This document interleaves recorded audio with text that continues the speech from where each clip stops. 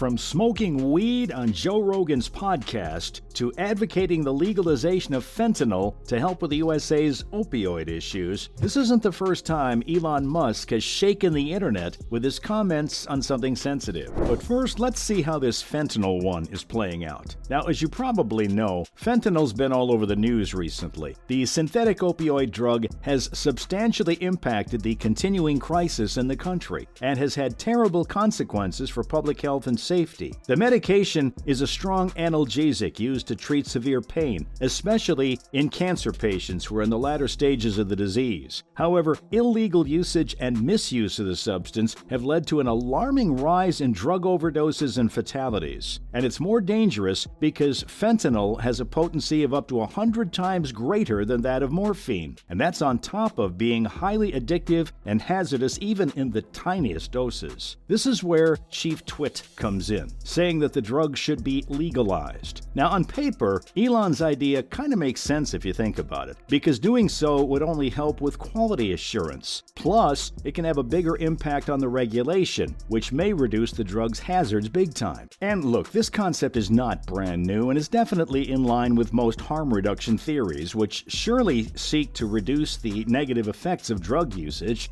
But, there's always a but, fentanyl's contribution to the opioid problem cannot be disputed. The National Institute on Drug Abuse estimated that in 2020, about 60% of opioid overdose deaths were caused by synthetic opioids, and a large proportion of those were because of fentanyl. If you go around looking over the internet, you'll find that especially since the COVID-19 days, fentanyl has become much more common in deaths related to drug overdoses. And I think much more common is kind of underestimating, because just in 2019 alone, the number of people passing from a fentanyl overdose was about 36,000. Yikes. It is so dangerous that its effects extend beyond just the drug users, as it can endanger first responders, law enforcement officials, and basically anyone who could unintentionally come in contact with the substance. And as I mentioned mere moments ago, due to the high potency of the drug, there has been an increase in unintentional overdoses among these people because of the possibility of exposure by inhalation, and even something as small as skin contact. Because of this, there's a need for specialized training and protective gear. But while that's concerning on many levels, let's not forget how it's become a social issue that's taken the train straight to Crime Boulevard. Because like Musk has also drawn attention to the failure of drug prohibition and its unexpected repercussions, which include the emergence of organized crime. This argument supports the opinions of many experts on drug policy who favor a strategy that puts public health and harm reduction ahead of criminalization. Elon's idea to legalize the drug appears to have the same mood as the recent decision by the Canadian province of British Columbia, which was instead about decriminalizing substances like heroin and cocaine. But again, both ideas aim to minimize the harm brought on by drug use, all by using some harm reduction strategy. The British Columbia study is a step toward decriminalizing drug possession and informing people who are caught with tiny amounts of narcotics about the health and social services that are available to them, instead of criminalizing those who struggle with substance use, break bad even more. This strategy aims to promote helpful and trustworthy connections in the health and social service sectors. And the research is being conducted in response mainly to the opioid crisis, which has resulted in more than 10,000 fatalities in the Canadian province since 2016 and has created a big public health emergency. This demonstrates the pressing need a country has for harm reduction tactics, so it can lower the increasing number of overdose fatalities. The fentanyl problem clearly indicates a critical need for successful prevention and treatment programs. All this together with the harm reduction techniques will definitely lower the rate of overdose fatalities. At least in theory, it would. It's high time to actually come up with a holistic sort of strategy to address the opioid problem. May it be expanded access to evidence-based care or public awareness campaigns, even the techniques I mentioned already. All of these correlate to Musk's idea of legalization. Because, hey, you may not agree with it, but it's definitely debatable. Except maybe the fact the broader issue here is the need to emphasize harm reduction and draw lessons from the past. And we all know Elon says the most random things sometimes, but he does make a point that a majority sometimes agrees with. Take his whole smoking weed on Joe Rogan's podcast thing, for instance. He got in a lot of trouble for it, because at the federal level, weed isn't really legal. And it wasn't just him that got into trouble, but it affected the whole lot of SpaceX, because everyone was randomly getting tested for over a year, which made Musk raise a point on the attitudes towards,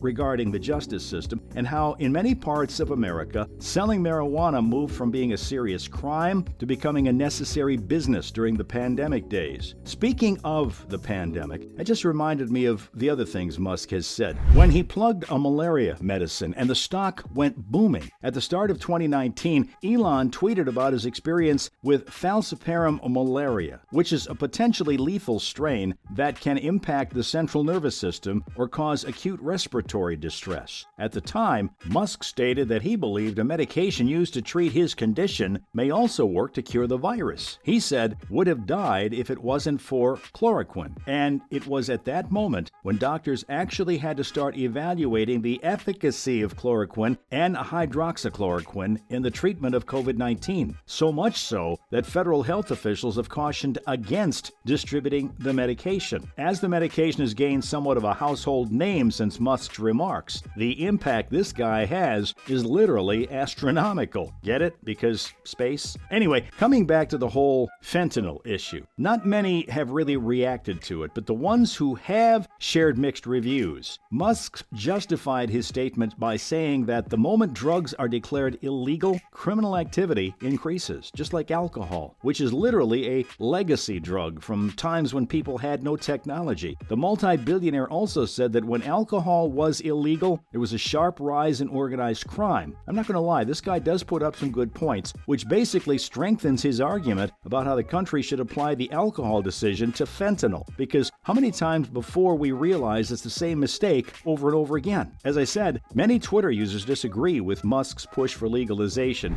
claiming that the substance is too difficult to be made legal. So much so that even his friend and podcaster Jason Calacanis stated that although he agreed with the alcohol analogy, he wasn't sure if a super drug the size of fentanyl could even be supplied properly. Also saying that with about 9 to 10 overdoses happening each day just in San Francisco, people may not have a choice because things will only deteriorate after this point. And while people are calling Elon out for such a big statement, there's a big majority who really concur that a fresh strategy is indeed required. As a matter of fact, legalizing drugs will enable controlled and secure use, resulting in fewer fatalities and less drug crime. And the cherry on top would be the reduction in prices, which will definitely force some Breaking Bad kind of gangs to go out of business. The war on drugs has definitely been failing, so why not attempt a different strategy this time around? Look, Musk has never shied away from expressing strong opinions on both international and local issues. The serial entrepreneur hopes to go down in history as a significant inventor, and in order to accomplish this, he tries to address the world's issues by using his influence. Maybe this one actually plays out nicely. Having said that, that was all for why Elon Musk wants killer drugs legalized.